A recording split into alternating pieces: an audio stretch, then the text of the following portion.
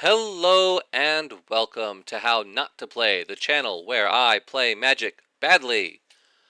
Today, however, we are not playing Magic. We are going over the different mechanics and draft archetypes that we are going to find in the upcoming Lost Caverns of Ixalan set, which will be releasing on November 17th, with pre-releases very soon.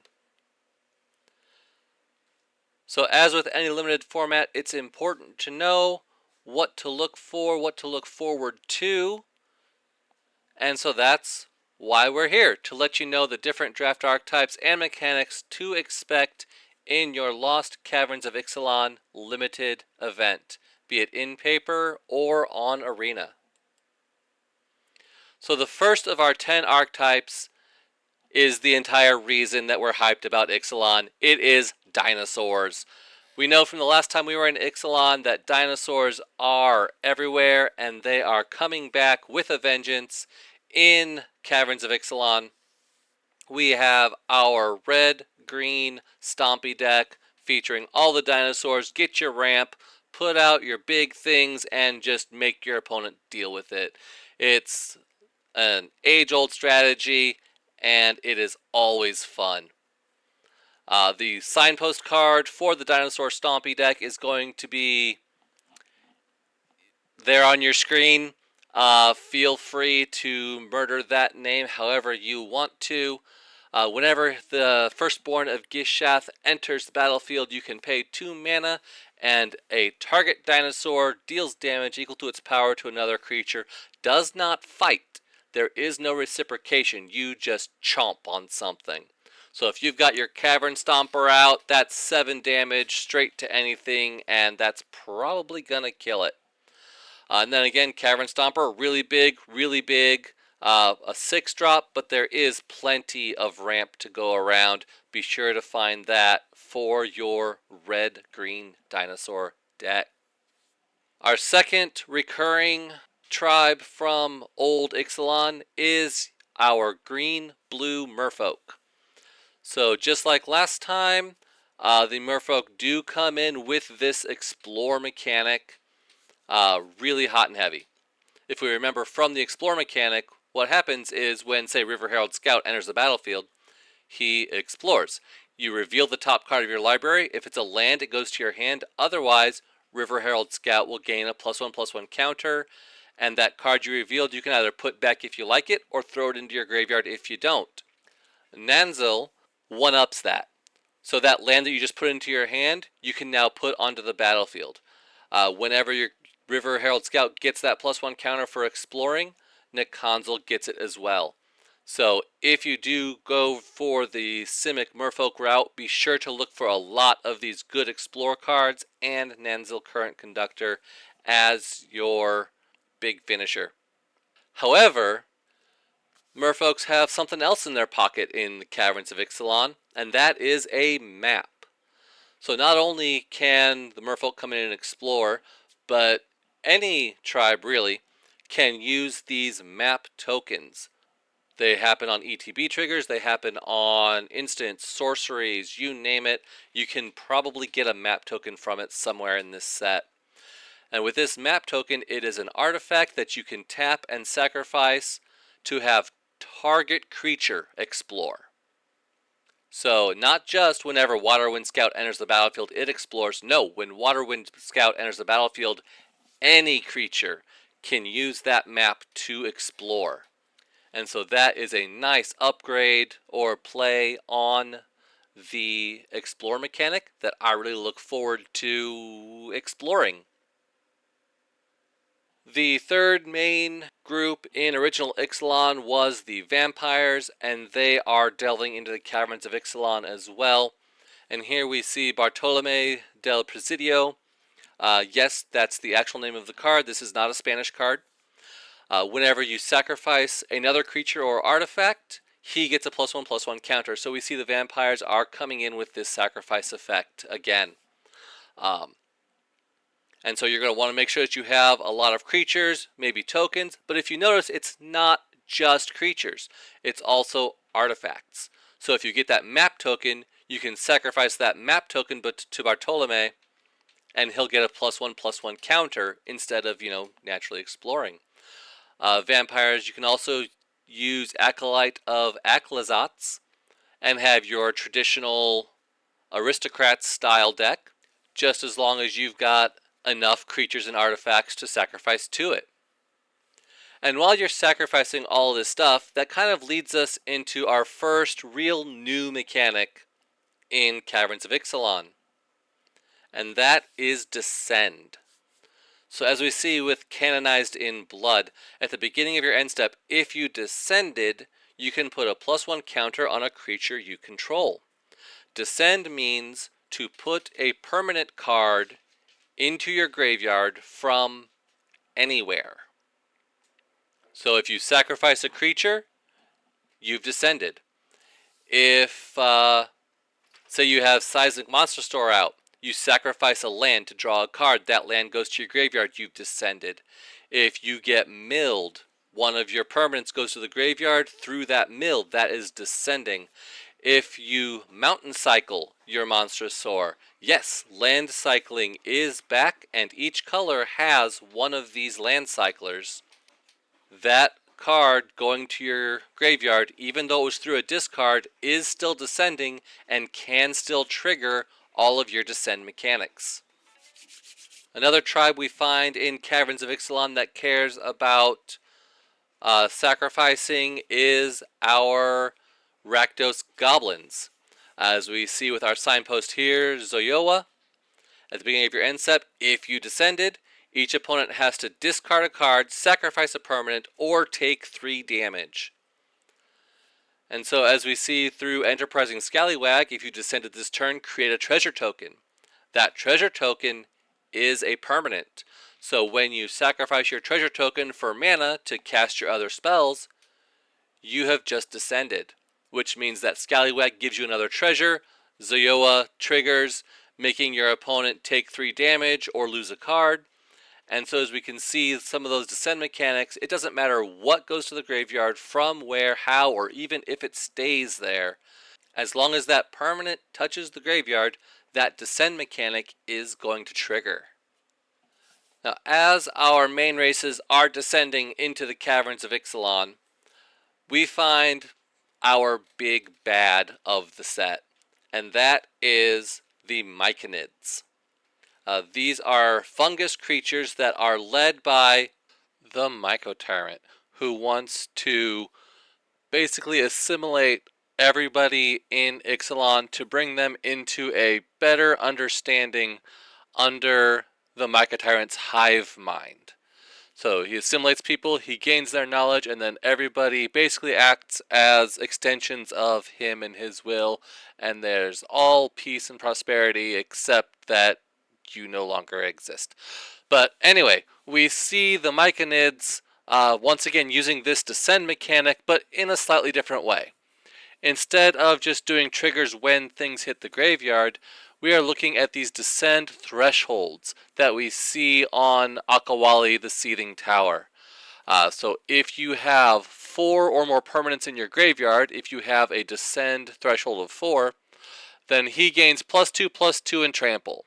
If you have a descend threshold of 8, so if you have 8 permanents in your graveyard, then he gets an additional +2 and cannot be blocked by more than 1 creature. So you have yourself a 7/7 trample, cannot be blocked by more than 1 creature, huge threat on the battlefield for 3 mana. And so that is really kind of what the Myconids Descend deck is looking to do. And so you just dump a whole bunch of cards in your graveyard through cards like In the Presence of Ages, where you can look at the top 4, pick the one you want, put the rest in your graveyard. Boom, you've got Descend 3 already just from that. So definitely look for cards that can fill your graveyard so that you can hit these Descend thresholds, along with the different Descend payout cards to really strengthen your deck. But the Myconids aren't the only thing we find underneath Ixalan. We also have the undead horrors. As we see with Ukbenbak, the Great Mistake, they also use the Descend mechanic, They've got that descend threshold, but they don't do it to power themselves up. They use descend to gain recursion. So if you have that descend threshold of 8, this 6/4 Vigilance Menace can be cast from your graveyard. In addition, we see the undead horrors doing their own little twist to the descend mechanic with Fathomless Descent. These are creatures, or this ability allows creatures to continually power up. So this effect has no threshold. For each permanent in your graveyard, for example with Chupacabra Echo, target creature your opponent controls gains -X until end of turn, where X is the total number of permanent cards in your graveyard. So if you have a descend count of 8, then they get -8/-8. If you have 10 permanents in your graveyard, they get -10. All the way up to -20 or however many permanents you do end up in your graveyard in the very, very late game. So this card just keeps powering up with Fathomless Descent and keeps getting better. So definitely look for those cards along with the kind of impulse cards that blue brings in, where you can look at the top 2 cards, put one in your hand, the other one in your graveyard.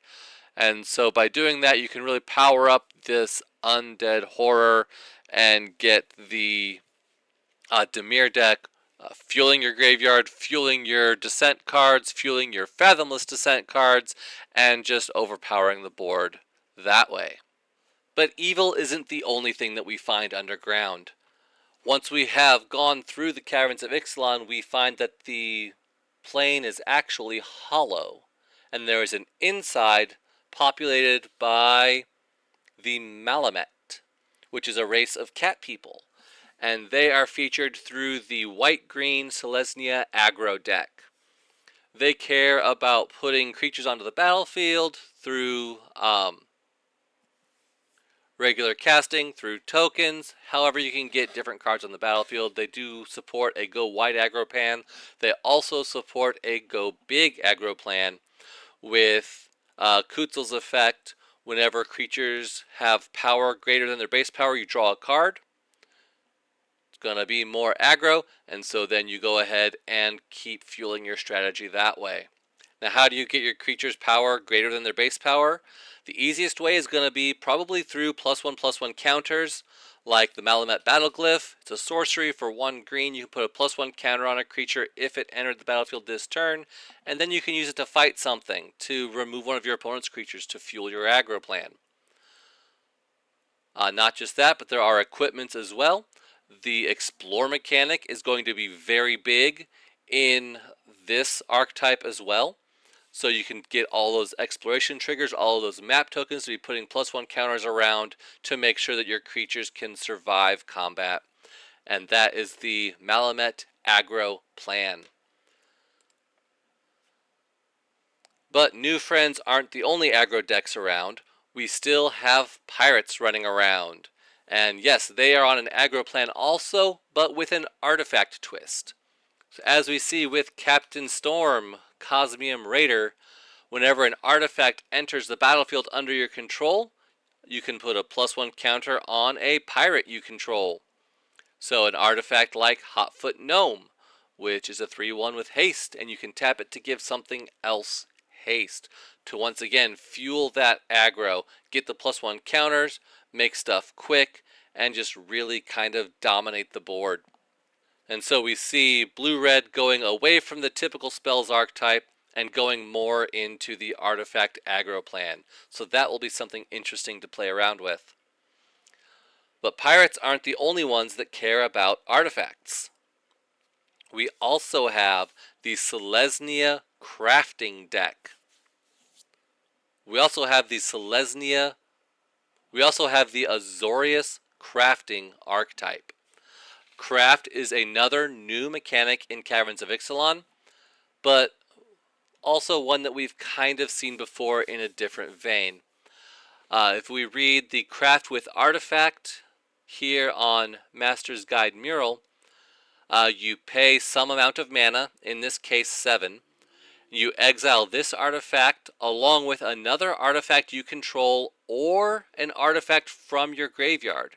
So if you have an artifact already in your graveyard from any of the myriad descend mechanics that we've got in this set, you can then exile that artifact instead of one on the board, or you could exile one of your map tokens to go ahead and transform this card into its flip side.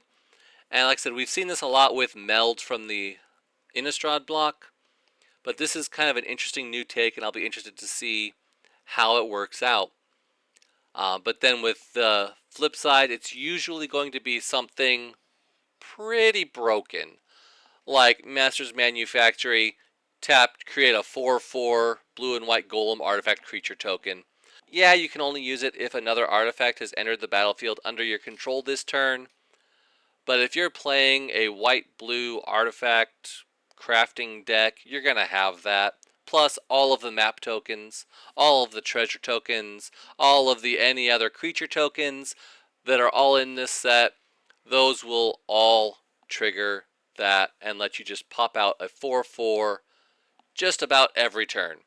So it'll be fun to see how that goes. And finally, we have our last archetype in Boros. Now, Boros is also featuring our last new mechanic in Ixalan, and once again, it's very similar to an old mechanic, and that is Discover. So as we see with Capricati Sunborn, our signpost card for Boros, whenever he attacks, you can tap 2 untapped artifacts and or creatures you control. They could just be defenders, they could be map tokens, they could be treasure tokens. Anything you've got, as long as you can tap them, you can discover 3. What that means, with the discover mechanic, it will always have a number after it as to the amount that you can discover. So in this case, you will exile cards from the top of your library until you exile a non-land with mana value 3 or less. You may then cast it without paying its mana cost, much like the Cascade mechanic. However, in this case, if you don't want to cast it right away, you can have the option of putting it into your hand instead. The rest of the cards go on the bottom in a random order. So, for example, if you cascaded into Bat Colony, for example, when Bat Colony enters the battlefield, you get a Bat token for each mana from a cave that was spent to cast it. Well, if you're casting it for free, then you're not spending any mana, cave or otherwise. And so it would definitely be of benefit to put that card into your hand and wait until you can actually cast it during your main phase. So what is a cave? Well, a cave is the new land type that we'll see in Caverns of Ixalan. As we're traveling through the caverns, we are obviously in caves, and as we find these hidden caves, they will all tap for a different color of mana. So you've got your white one, blue, black, this one is red, and then there's green. They all enter the battlefield tapped, and they all have this ability on it where you can pay 5, sack it to discover 4. So as you're flooding out, you just crack your cave, and you can cascade into more action. But not only that, there are other cards like Sinuous Benthesaur that actually care about the cave land type. So for example, when he enters the battlefield, you can look at the top however many cards of your library, where that is the number of caves you control. You can put 2 into your hand and the rest on bottom. So once again, you've got your caves, you've got your cave payouts, and the 5 colored caves are not the only ones in the set. There's also a lot of caves that tap for colorless, that tap for a specified mana color, that lets you search for other lands, and a variety of different effects. And so it's not just the hidden colors, but there is all kinds of caves that you'll find in the Caverns of Ixalan. And so that covers all of our 10 draft archetypes, along with all the different mechanics that we're going to see in the Caverns of Ixalan, and I'm excited, and not just because of dinosaurs. I really want to play with this Discover mechanic, see how it works. All of the Descend stuff looks like that's going to be a really big theme in this archetype, and I look forward to seeing kind of how it all plays out. Let me know in the comments below what your favorite mechanic is, what tribe you are most hyped for, and we'll see you in the next video.